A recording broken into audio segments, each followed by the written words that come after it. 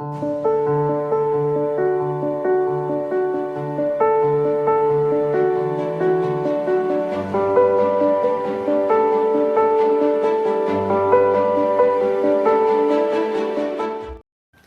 muy buenos días, tengan cada uno de ustedes. Bienvenidos nuevamente a Conversaciones para Dios.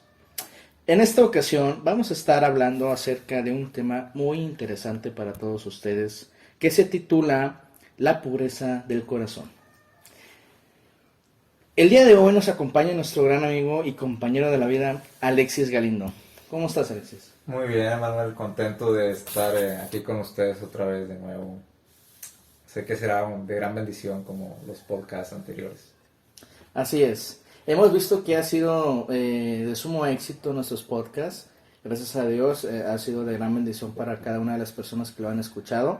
Y estamos contentos, la verdad, porque nos hayas estado acompañando y porque nos hayas brindado parte de tu sabiduría y de tus conocimientos a través de estos temas que hemos estado viendo en estas ocasiones. Bueno, Alexis, vamos a hablar una breve introducción o vamos a tocar una breve introducción respecto a la definición del corazón. Recordemos que hay alrededor de 750 referencias al corazón en la palabra de Dios. Las escrituras nos dicen que el corazón encubre, discierne, instruye, medita, reflexiona, percibe, planea, argumenta, pondera, piensa y sopesa. Aunque científicamente sabemos que el cerebro es el que procesa y organiza la información, es el corazón el que dirige incluso esas actividades, Alexis. Entonces, así que cuando leemos sobre el corazón en la Biblia, se trata del lugar donde tienes tu voluntad, tu actitud e intenciones, y es la fuente de tus pensamientos, acciones y palabras. El corazón, para Dios en estos textos, es el asiento de las actitudes, emociones y de la inteligencia. Así que, Alexis, hoy vamos a tener una diferente dinámica. Vamos a estar preguntándote ciertos cuestionamientos interesantes respecto a la pureza del corazón. Y bueno, no sé si quieras iniciar antes de darte unas preguntas, no sé si quieras compartir algo. Sí, Manuel, vamos a empezar con la segunda carta de Timoteo. Si me gusta acompañar ahí con su Biblia, ya sea digital o física, vamos a adentrarnos un poco a la palabra para poder desarrollar este tema. Vamos a estar leyendo la segunda carta a Timoteo, capítulo 2, versículo 22. La palabra dice: huye también de las pasiones juveniles y sigue la justicia, la fe, el amor y la paz, con los que de corazón limpio invocan al Señor. Emmanuel, nosotros que cada día en la oración invocamos al Señor, alabamos su nombre, o tal vez tengamos nuestro propio devocional personal, ese momento con el Señor en que le expresamos todo lo que sentimos. Pero la siguiente pregunta es: ¿de verdad seremos de corazón limpio al hablar con nuestro Señor y al convivir con otros? Hay que reflexionarlo, ¿verdad? Tenemos que pensarlo bien, meditarlo en la palabra, meditarlo sobre todo cuando estemos en la soledad. Y eso me lleva a la primera pregunta, Alexis. ¿Te consideras de corazón puro? ¿Por qué? Mira, Manuel, para responder a esas preguntas, primero tenemos que entender lo que son las pasiones juveniles y las consecuencias que traen a nuestro corazón. Hace mucho tiempo, en una prédica ahí en mi iglesia, estábamos estudiando lo del Salmo 24. A mí me sorprendieron mucho unos versículos que en especial son el 3 y el 4, si me puede acompañar ahí con su Biblia. El Salmo 24, nada más los vamos a citar. Salmo 24, los versículos 3 y 4. Miren lo que dice aquí. Dice: ¿quién subirá al monte de Jehová? ¿Y quién estará en su lugar santo? El limpio de manos y puro de corazón, el que no ha elevado su alma a cosas vanas, ni ha jurado con engaño. Y leyendo estos versículos me pregunté a mí mismo: ¿seré yo ese de manos limpias y puro de corazón? Porque como creyentes no estamos exentos de no lidiar con las tentaciones, de no caer, de no luchar contra los deseos de nuestra carne. Lo peor y que debemos de tener cuidado es que estos deseos vayan a compenetrar en lo más profundo de nuestros corazones y que se aniden ahí. Debemos de comprender que estamos en este mundo donde la mayoría de los afectos, de los sentimientos, acciones, decisiones, no están sujetos o encaminados a la palabra de Dios ni a su voluntad. Es por eso que el mismo Señor Jesucristo rogaba en oración al Padre. Él no oró para que nos sacara del mundo, sino para que nos guardara de todo mal de él, que supiéramos lidiar con todas las ideas, las tentaciones que se nos presentan en el mundo, o que nuestra misma carne quiere satisfacer. Muchas veces, Emanuel, cuando leemos este versículo acerca de las pasiones juveniles, pudiéramos pensar que solo se refiere al aspecto sexual. Pero la verdad es que no es así. Entre estas pasiones podemos encontrar, ponga mucha atención en esto, podemos encontrar la idolatría, los enojos, las adicciones. Es el concepto del sexo, pero de una manera distorsionada. Podemos encontrar el orgullo, las ambiciones egoístas, la violencia, el amor al dinero. El mundo nos ofrece un sinfín de placeres. Entonces tenemos que entender primeramente que el corazón está expuesto a todo esto. Y más cuando le cedemos al corazón, y más cuando cedemos esto al corazón, el corazón se contamina. Ya lo decía el Señor en Mateo 15, del 18 al 20. Si me puede seguir, el Evangelio de Mateo, capítulo 15, vamos a leer de los versículos 18 al 20. Dice así la palabra, dice: pero lo que sale de la boca, del corazón sale, y esto contamina al hombre, porque del corazón salen los malos pensamientos, los homicidios, los adulterios, las fornicaciones, los hurtos, los falsos testimonios, las blasfemias. Estas son las cosas que contaminan al hombre. Pero el comer con las manos sin lavar no contamina al hombre. Muchas veces consideramos, Emanuel, pureza o santidad a las cosas exteriores. Usar cierta vestimenta, abstenerse de ciertas cosas como los alimentos, las fiestas, etc. Pero Jesús, cuando vino a la tierra, vino a cambiar esa perspectiva. Vino a algo más profundo. Jesús fue directo al corazón. Ya lo decía Jesús en el Sermón del Monte. Han oído el mandamiento que dice: no cometas adulterio. Pero yo digo que el que mira con pasión sexual a una mujer ya ha cometido adulterio con ella en el corazón. Pongamos mucha atención aquí, hermanos, y público que nos sigue. El delito, el pecado, nace en el corazón. No es necesariamente primero la acción, lo que es el pecado, el acto en sí, sino la intención que en el corazón tenemos de hacerlo, de ejecutarlo. Ahí es donde ya cometimos la falta, donde ya es pecado, donde ya cedemos a ese deseo. Y yo te invito, querido público que nos sigue, a que nos examinemos. Y me gustaría que nos tomemos un tiempo para reconocer primeramente, cuestionémonos a nosotros mismos con qué estamos luchando, qué es ese algo que nos apasiona, que tú digas: oye, pues esto no está alineado a las cosas de Dios. Personalmente, tú ahí en casa que nos sigues, pensemos en ello. Tú le vas a poner el nombre a eso con lo que luchas, ese deseo, esa conducta, esa emoción. Ya mencionamos anteriormente cuáles eran esas pasiones, esos deseos de los cuales nadie está libre de pensar, de sentir. Entonces, analicemos nuestra persona y reflexionemos esta porción de la palabra de Dios. Muy bien. Fíjate, Alexis, qué interesante lo que acabas de mencionar respecto a la intención del corazón. Es algo que muchas veces como humanos creemos que nada más con pensarlo y no accionar, creemos que está bien. Pero a la luz de la Biblia, a la luz de las Escrituras, de la palabra de Dios, como tal, no está bien.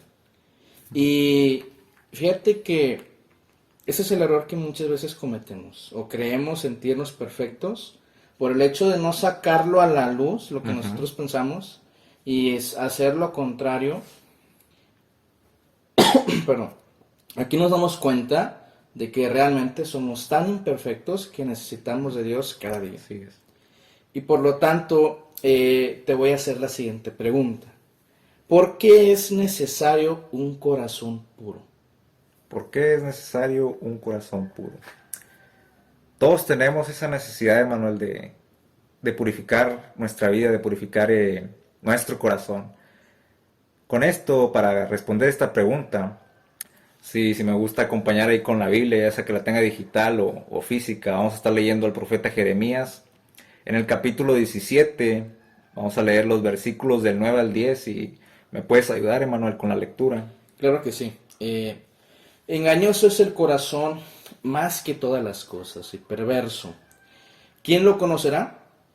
Yo Jehová, que escudriño la mente, que pruebo el corazón, para dar a cada uno según su camino, según el fruto de sus obras. Engañoso es el corazón más que todas las cosas y perverso. Y el corazón no es así solamente desde que llegamos a tener la tentación o caemos en los deseos, en nuestros deseos pecaminosos. El corazón es así desde que nacemos, a causa de la caída del hombre. Vemos esta gran verdad bíblica, la podemos ver si nos gusta seguir ahí en Génesis capítulo 6 versículo 5, dice: y vio Jehová que la maldad de los hombres era mucha en la tierra, y que todo designio de los pensamientos del corazón de ellos era de continuo solamente el mal. Entonces el corazón ya de por sí es impuro, y todo aquello que decidamos y que no esté alineado a la palabra de Dios está corrompido, porque no se ajusta a su voluntad, porque el hombre decidió hacer lo contrario a lo que Dios ya le había dicho. Entonces tenemos que comprender muy bien esto, porque si vemos bien, el hombre desobedeció a Dios y esto atrajo la consecuencia de que todo nuestro ser, el corazón del hombre, se corrompiera. Y el por qué es necesario tener un corazón limpio ante Dios es porque dice su palabra que Él lo conoce. Dios te conoce, Dios conoce lo que piensas. A Dios nada se le escapa. Él lo examina hasta lo más profundo. Porque no hay nada oculto que no haya de ser manifestado, ni escondido, que no haya de salir a la luz para Dios. Él es omnisciente. Él lo sabe todo, lo conoce todo. Antes de que digamos algo, Él ya lo sabe. Y esto es para reflexión de cada uno de nosotros, que le invocamos todos los días, que le adoramos. ¿Tendremos primeramente un corazón cerca de Dios? Mira lo que dice la palabra ahora con el profeta Isaías en el versículo 29, perdón, en el capítulo 29, versículo 13. Si me puedes ahí leer, Emanuel, si me puedes ayudar con la lectura. Claro, dice pues el Señor: porque este pueblo se acerca a mí con su boca y con sus labios me honra, pero su corazón está lejos de mí, y su temor de mí no es más que un mandamiento de hombres que les ha sido enseñado. Pero su corazón está lejos de mí. Entonces debe ser de tal magnitud la importancia de acercarnos a Dios con un corazón puro.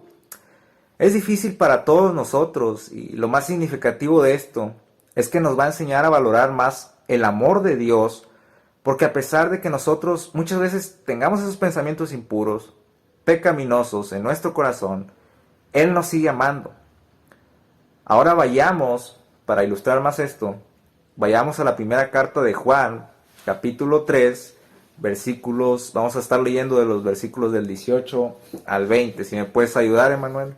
Claro, hijitos míos, no amemos de palabra ni de lengua, sino de hecho y en verdad. Y en esto conocemos que somos de la verdad y aseguraremos nuestros corazones delante de Él. Pues si nuestro corazón nos reprende, mayor que nuestro corazón es Dios, y Él sabe todas las cosas. Aquí hay que saber, Emanuel y querido público que nos escucha, discernir en el corazón. Nos puede estar condenando, nos puede estar culpando. Es por eso que la palabra de Dios ahí en Jeremías, que acabamos de leer, dice que el corazón es engañoso. Pero nosotros tenemos a Cristo y en Él no hay condenación. Él nos va a cuidar y no va a dejar que caigamos hasta un punto donde nos veamos tentados más allá de nuestras fuerzas. ¿Por qué? Porque Él conoce todo de nosotros. Y sabiendo esto, debemos de tener la confianza en Él.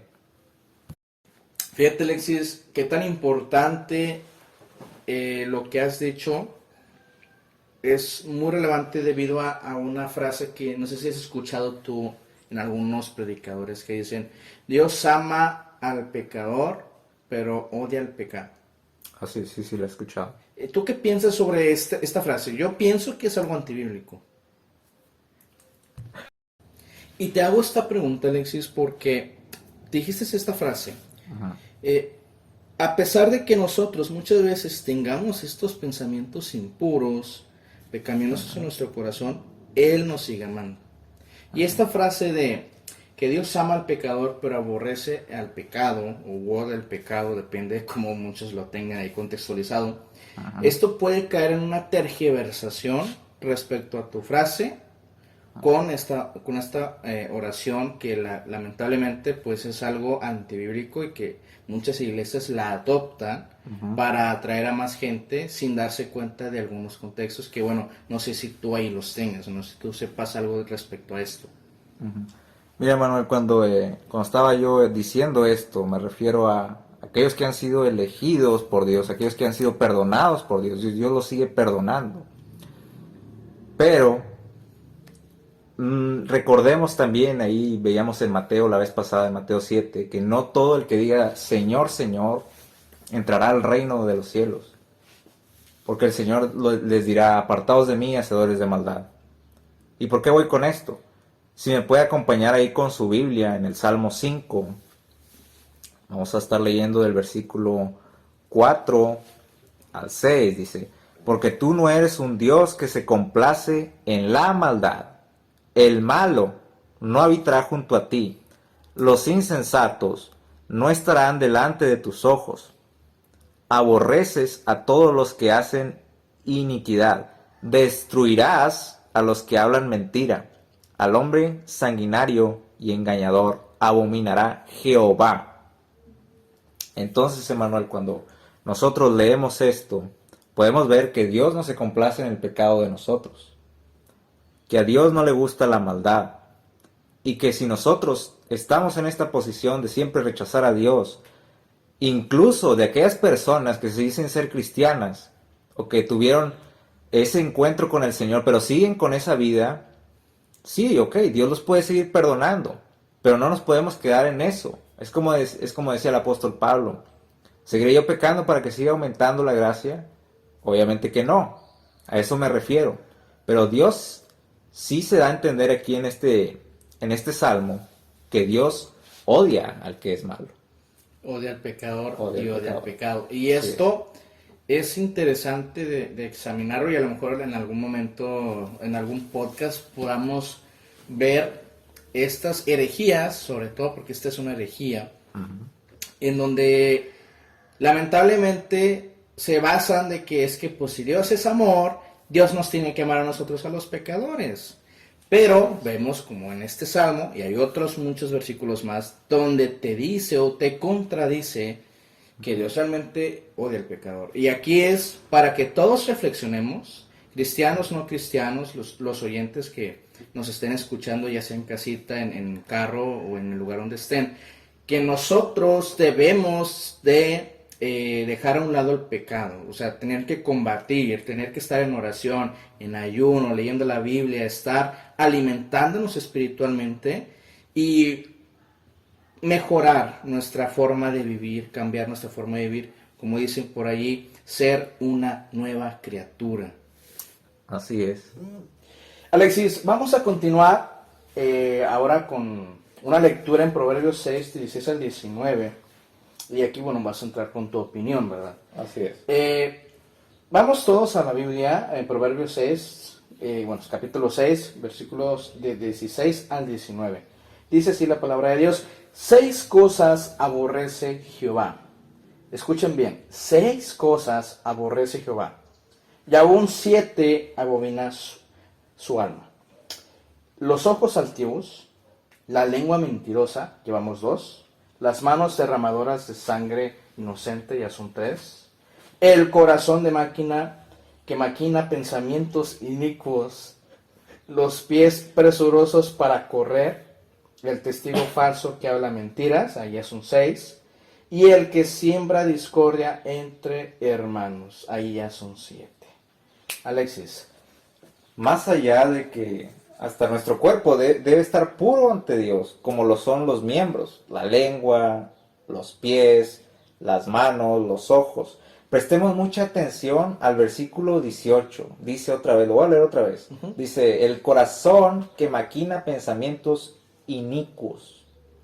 Esta lista, Emanuel, si tú te fijas, es demasiado similar a la que leímos en Mateo 15, donde dice la palabra que todo este tipo de acciones provienen del corazón del hombre.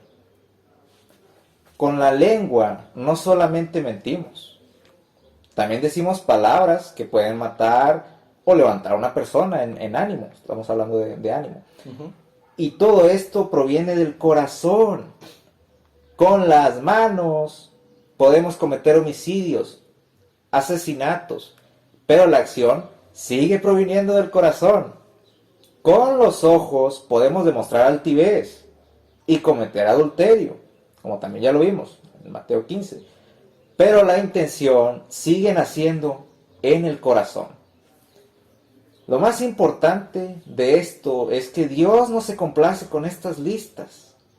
Dios aborrece, como ya anteriormente lo había dicho, que me habías preguntado tú, Emanuel, Dios aborrece la maldad y lo impuro de nuestros corazones.